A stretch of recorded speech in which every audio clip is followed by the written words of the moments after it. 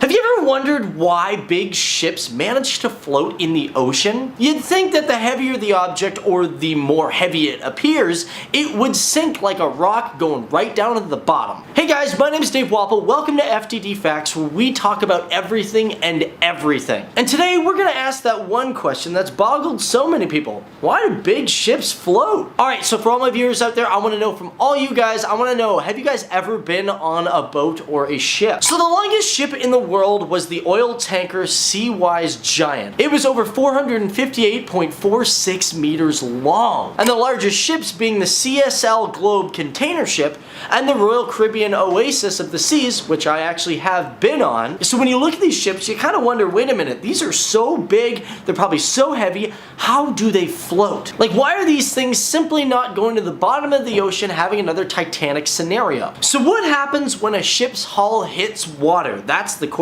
First of all, as soon as it lands in the water, gravity wants to push it all the way down to the bottom of the ocean. However, for us to float, we have to thank a thing called displacement. Now, displacement is basically when an object goes into water, the water will attempt to go somewhere else. That's why when you drop an ice cube into the cup, the water level will rise. It's because the water is spreading around trying to find a place to go. But there's a force called buoyancy force. And basically what happens is water is trying to return to its point of origin.